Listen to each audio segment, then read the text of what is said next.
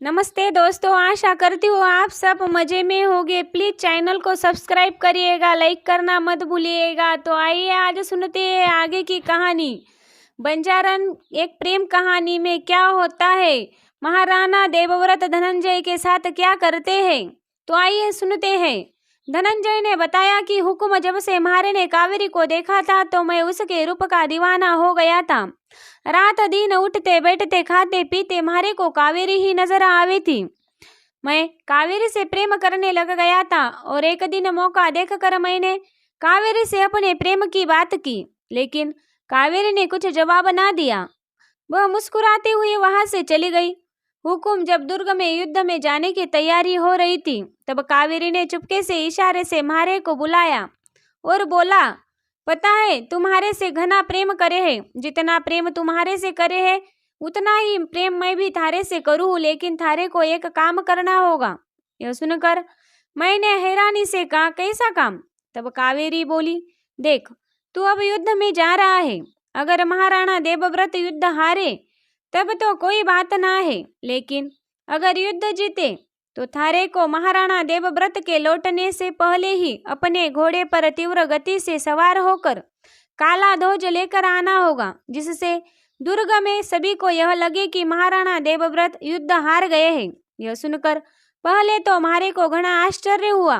म्हारे को लगा कि कहीं कावेरी दुश्मनों की ही कोई खबरी तो ना है, लेकिन तभी कावेरी बोली, अरे मैं कोई खबरी ना हूँ, ऐसा ना सोचो, मैं तो यह सब थारे वास्ते ही कर रही हूँ।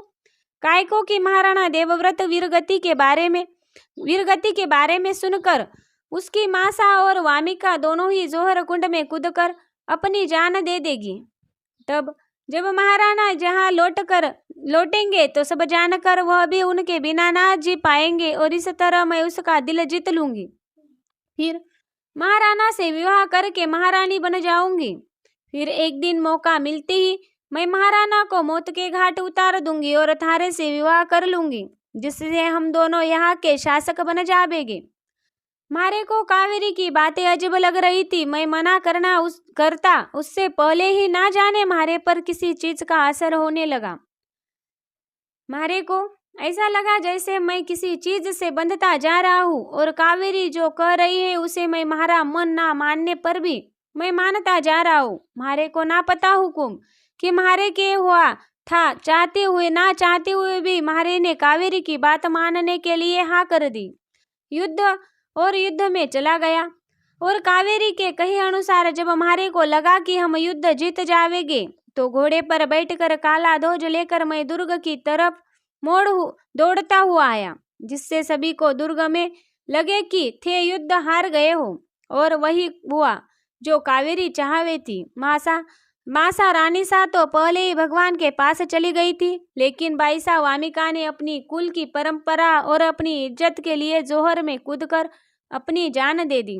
लेकिन मारे को ना पता राना सा कि मारे ने यह सब कैसे किया। हमारा अपने पर कोई बस ना था। हमारा दिल यह सब करने की गवाही ना दे रहा था, लेकिन ना चाहते हुए भी पता नहीं कैसे मारे ने यह सब किया। यह कहते हुए धनंजय फूट फूट कर रो पड़ा। यह सुनकर महाराणा देवव्रत को बहुत गुस्सा आया और उसने अपने सैनिकों से कहा, जल्दी से कावेरी को हमारे सामने लाओ। फिर महाराणा देवव्रत धनंजय की तरफ देखते हुए, तूने जो किया है उसकी सजा थारे को मिलेगी। यह कहते हुए महाराणा देवव्रत ने अपनी तलवार निकाली और गुस्से में धनंजय का एक हाथ उसके सिर से अलग कर दिया। धनंजय दर्द से छटपटा उठा। तभी एक आवाज आई, रुक जाओ राणा सा। यह सुनकर महाराणा देवव्रत ने पीछे मुड़कर देखा। वह उसके ही राज्य के कुलगुरु थे। कुलगुरु पास आते हुए बोले, महाराणा, धनंजय जो कह रहा है सही कह रहा है। उन्होंने अपनी मर्जी से कुछ ना किया, इन पर काला जादू किया गया था। यह सुनकर महाराणा देवव्रत के साथ सभी हैरान हो गए। तब कुलगुरु बोले, हाँ राणा सा, इन पर काला जादू का प्रयोग किया गया था, जिन्होंने उनकी आत्मा को पूरी तरह अपने बस में कर लिया था। और काला जादू किसी और ने नहीं, इस दुर्ग में ही से ही किया गया था। और जिसने भी यह किया है वह तंत्र मंत्र विद्या में पारंगत है, लेकिन थारे होते हुए उसकी काली विद्या काम ना आ सके है। लेकिन जब उसने इस पर काला जादू किया था उस बखत थे देवी माँ के आशीर्वाद लेने के लिए मंदिर गए थे और ऐसे में मौका देखकर उन्होंने इस पर काला जादू कर इसकी आत्मा को अपने वश में ले लिया था। तब तब तक सैनिक कावेरी को पकड़कर ले आए थे। तब कुलगुरु उसके पास जाकर उसे देखते हुए बोले, कालंद्री। यह सुनकर कावेरी एक पल के लिए तो डर गई। उसे ऐसा लगा कि उसकी मौत समीप है। वह काला जादू का प्रयोग कर अपने को बचाना चाहती थी, लेकिन महाराणा देवव्रत के वहां होते हुए उसकी काली शक्तियां वहां काम नहीं कर सकती थी। तभी कुलगुरु ने कुछ मंत्र पढ़े, उन्हें सीधे ही कालंद्री के ऊपर फेंके। तब कालंद्री अपने असली रूप में आ गई। उसके असली रूप को देखकर सभी सैनिक हैरान रह गए। वह देखने में बेहद ही बदसूरत थी। तब कुलगुरु कालंद्री की तरफ देखते हुए गुस्से में बोले, बताओ कालिंद्री, काय को किया थारे ने ऐसा? महाराणा देवव्रत कालिंद्री को देखकर गुस्से में तमतमाने लगे। उसका मन किया कि वह अपनी तलवार से इसका सिर धड़ से अलग कर दे, लेकिन सच जानना भी जरूरी था। कुलगुरु के पूछने पर पहले तो कालंद्री चुप रही और फिर जोर जोर से हंसने लगी और बोली, मारे ने अपना बदला पूरा करने के लिए ऐसा किया। यह सुनकर वह फिर गुस्से में बोली, तुम लोगों ने मारे से हमारा पिता छीना है और देखो मारे ने आज सब कुछ छीन लिया। यह कहकर कालिंद्री हंसने लगी और उसने महाराणा देवव्रत के पूछने पर सारी बात शुरू से लेकर अब तक बता दी कि कैसे उसके पिता तांत्रिक महाकाल की मौत का बदला लेने के लिए उसने यह सब कुछ किया। उसे वह दिव्य ज्योति पुंज भी चाहिए था।